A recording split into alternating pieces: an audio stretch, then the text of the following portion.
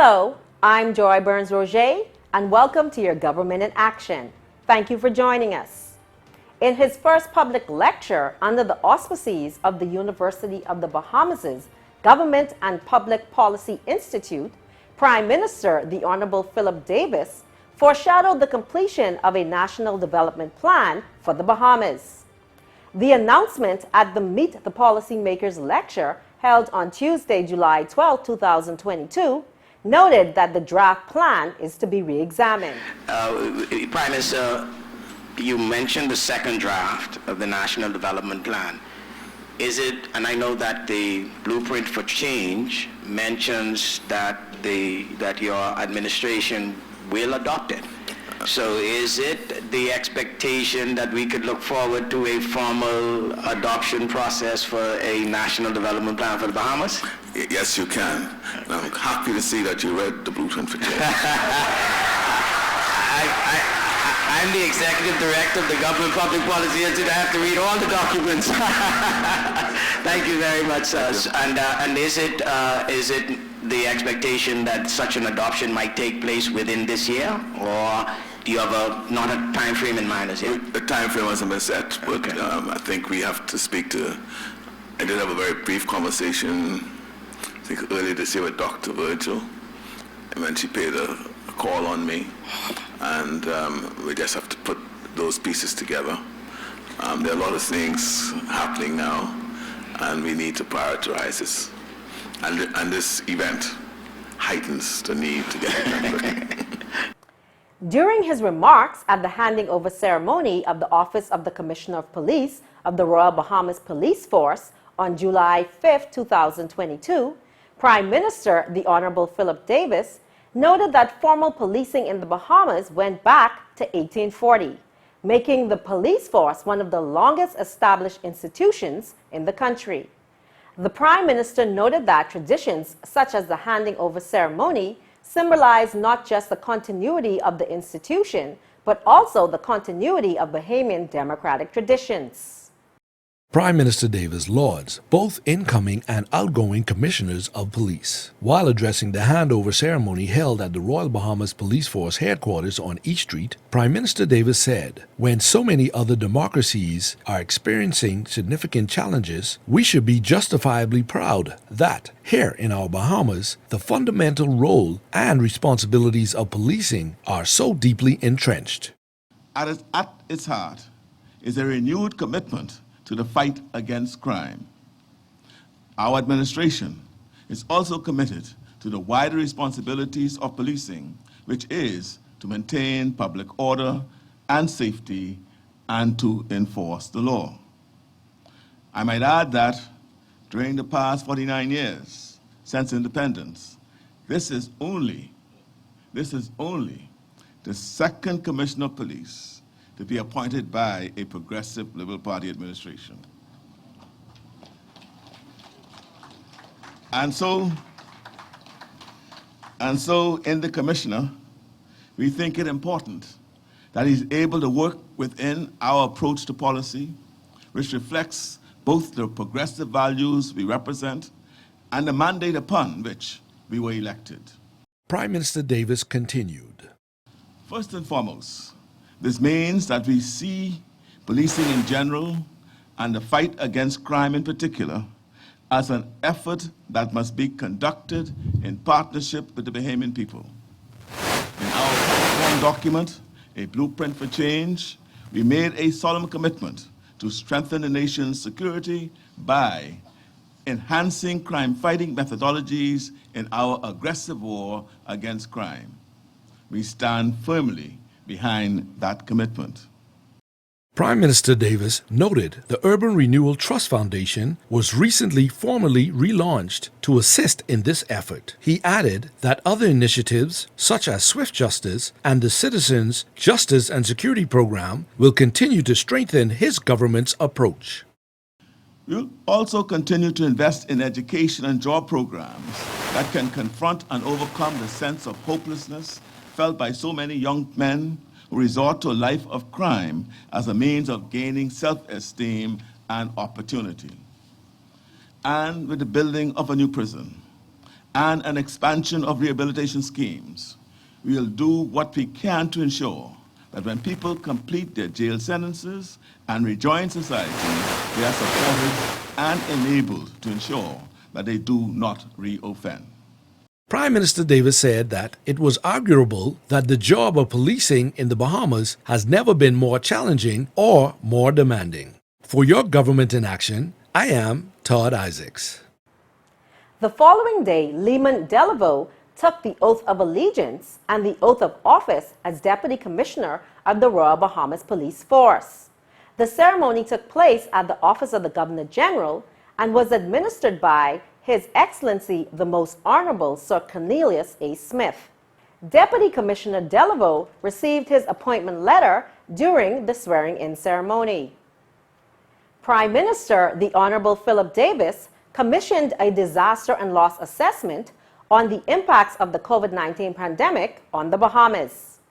It was carried out by the Inter-American Development Bank and the United Nations Economic Commission for Latin America and the Caribbean. The findings outlined in the report revealed billions of dollars in losses, many job losses, and the impact on the tourism industry. The special presentation of the report was made on Wednesday, July 6, 2022, at the IDB House on East Bay Street. Yendel Taylor tells us more. On hand were the Honorable Dr. Michael Darville, Minister of Health and Wellness, Mr. Wade Watson, Parliamentary Secretary, Ministry of Economic Affairs, Mr. Colin Hakes, Permanent Secretary, Ministry of Health and Wellness, and officials of the IDB and ECLAC directly involved in the assessment and compiling the report. Ladies and gentlemen, as you are aware, this is a very important report for the Bahamas as it provides lessons from our collaborative response of COVID-19 pandemic. The pandemic is still with us. I want to say that again. It's still here. And some of the strategies and protocols that we have put in place is one of the reasons why we are living with the virus when our economy is moving onward. Just yesterday, in The Guardian from the UK, report from China imposed a 7-day COVID lockdown in Xi'an, city of 13 million people, after 18 cases of the highly transmissible Omicron subvariant was reported. While we have no intentions of going back down that road again, I would like to say that collaborative efforts on behalf of all of us in this room and our technical staff has been very effective. Some of you may recall in early March 2020, while in opposition, you see, this goes a long way back. We were in opposition a few years ago, and while in opposition, we were preparing ourselves should the Lord give us an opportunity to govern. So what you're seeing is not something that we have come up with. We have been preparing for the policies that we currently have implemented. While in opposition, I described COVID-19 as a fluid public health crisis with rapidly changing conditions that require proactive, innovative movements and quick response with a lot of courage, because as you move, the country is always divided. Some prefer stronger protocols, some prefer opening the economy, and it is a proactive government who have to balance these issues and the negativity that comes along with them. Ladies and gentlemen, in January 2021, Dr. Tedros, the Director General of the World Health Organization, noted that WHO was deeply concerned with the alarming levels of spread and severity of the outbreaks of COVID-19. Dr. Darville said the Bahamas COVID-19 story from health, social, and financial perspectives allows the country to reflect on and leverage the lessons learned. We have learned a lot, and it transcends governments, and our population has been affected tremendously. These lessons will help us to take intentional action now to strengthen preparedness and to execute quick mitigation measures should God prevent we find ourselves in another pandemic. Dr. Darville also thanked the IDB for its loan facility of some $65 million in response to the COVID-19 impact on health infrastructure on the Family Islands. The loan facility that we have with you is so vital for the survival of our healthcare systems in the short terms. We are asking you again. I know sometimes we can be very, but it is all for the good, Ms. Marquis. I'm looking at you. We need to get our aggressive infrastructural upgrades going like yesterday. I've done my work. I have my quantity surveyor, my engineers, my architects doing what they have to do. And we're ready to get the ball rolling. I want to speak about our emergency medical services throughout the country, including the Family Islands. I'm so proud of it. I feel like I'm in one of the ambulances right now. But we intend to ensure that Bahamians throughout our archipelago have access to the same type of quality healthcare services that are currently in New Providence and Grand Bahama. I believe the days are gone when our loved ones who are in an accident somewhere in Long Island or probably in Maguana, you have to throw them on the back of a truck, not understanding all of the neurological deficits that may take place. Drive them out to the airport to get on an air ambulance to come into the Bahamas. I believe our people deserve better. And I believe this funding from the IDB has been strategically put in place so that we will be able to provide better quality healthcare services for our people. Finally, our isolation ports, as part of our COVID response, is going extremely well. And residents throughout the Family Islands will know that we have better negative pressure isolation facilities that is a part of the IDB loan facility that we are currently working with. The Prime Minister is excited about where we're going in healthcare. Our blueprint for change is there. It's documented. I make no exception to the fact that we promised the Bahamian 2 state-of-the-art hospital. I'm doing everything in my power to make that a reality. I'm confident that we are making steady progress, and I look forward to hearing this report because it will help to guide us in even further policy decisions. Thank you so much. For Your Government in Action, I'm Yentel Taylor. Officials at the Ministry of Social Service and Urban Development recently hosted the relaunch of the Urban Renewal Foundation at the National Art Gallery, West Hill Street. Persons from across the local spectrum were in attendance, headed by Prime Minister, the Honorable Philip Davis. Our administration understands that Bahamians deserve opportunities to make the most of their God-given talents and the opportunity to strive and pass on a better life to their children. Over the past few days, I've been listening to people I meet about the challenges they and their families are facing. I've been sharing our plans to bring down the cost of living for Bahamian families, along with the strategies and plans to move our country forward. And so, we are putting in place a package of measures to help Bahamians cope with inflation, one of our biggest economic challenges of the moment, driven by global forces beyond our control. Some of the measures include multiple reductions in import duties so that people can pay less for their purchases, funding to increase the enforcement of price controls so that the unscrupulous vendors don't take advantage of the present challenges, an increase in the minimum wage in the public sector, with incremental increases beginning next month. As the largest employer in the country, the government can improve the take-home pay for workers across all sectors of society. The establishment of a contributory pension plan for public officers. The reintroduction of the RISE program as part of the offering from social services.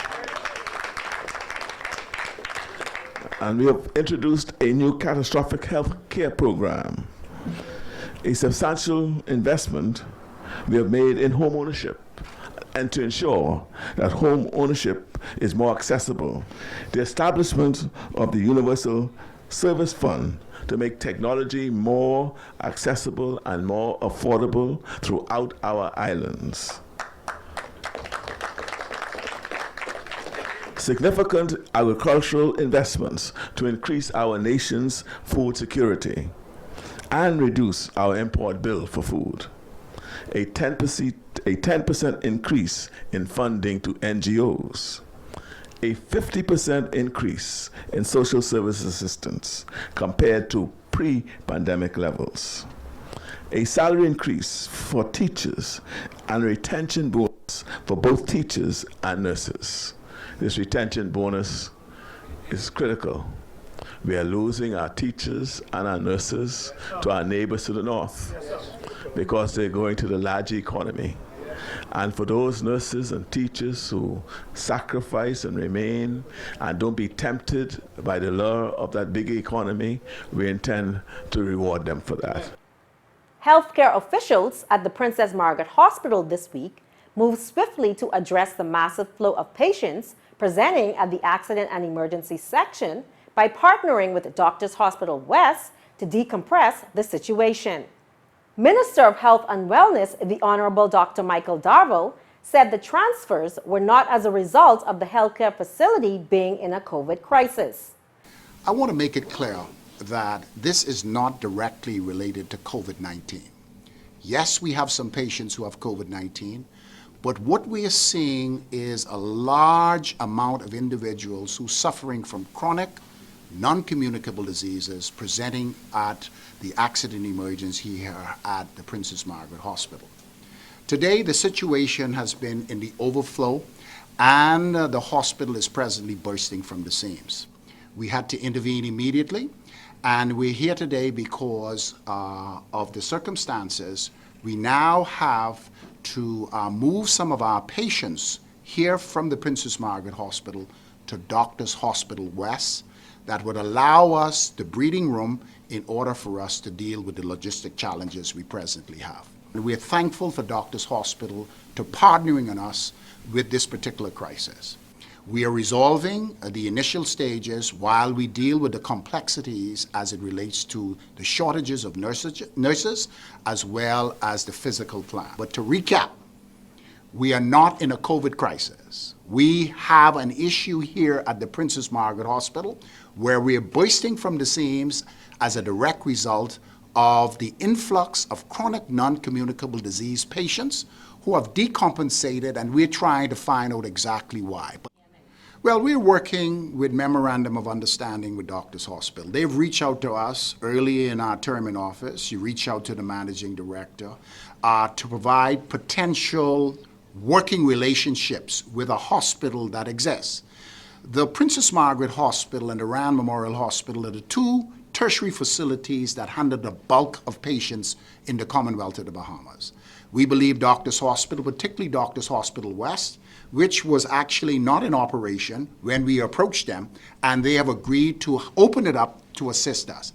We believe that this working relationship could continue, but not for the long term.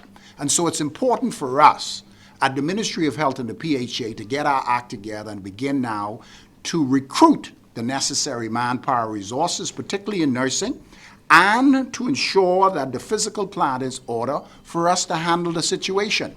I want to make it very clear. The 2 years we were in the pandemic, a lot of our patients who suffer from chronic non-communicable diseases decompensated, simply because they cannot access the necessary primary health care facilities. The Bahamian people must know that renovations are going on as we speak at the Elizabeth State Clinic. Renovations are going on at the South Beach Clinic. Renovations are going on at the St. Anne's Clinic. Renovations are going on at the the Blue Hills Clinic. All of this is to really get our primary health care component up and going so that these individuals who suffer from chronic non-communicable diseases, we can treat them, make sure they see the doctor, and they do not decompensate to present themselves to the accident emergency. The bulk of our patients that are in hospital now are those suffering from chronic non-communicable diseases, some of it directly related to non-compliance.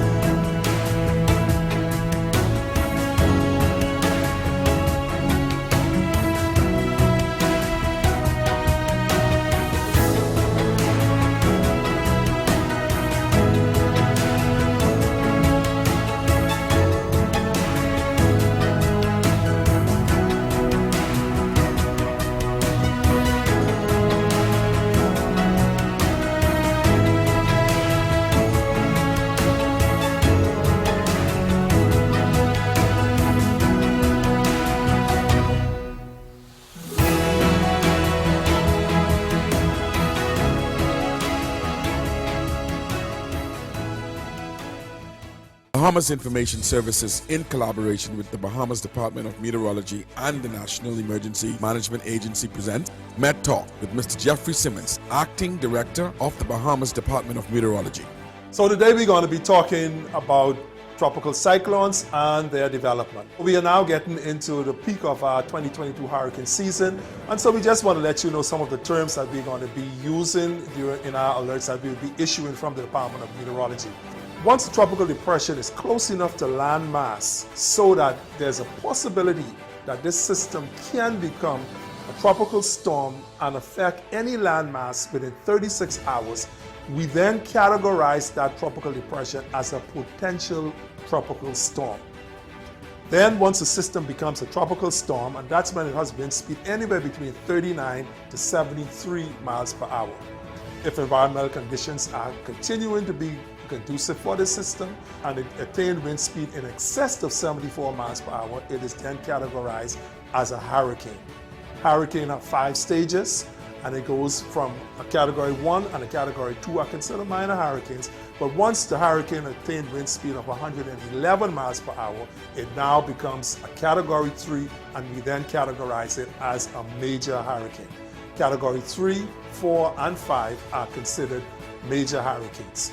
Category 5 hurricane is once we get wind speed in excess of 155 miles per hour. These systems are deadly, and we are asking our residents in the Bahamas to please pay close attention to all of the alerts that would be issued from the Bahamas Department of Meteorology on these systems as they begin to affect our islands. This has been Met Talk with Jeffrey Simmons. More of your government in action when we return.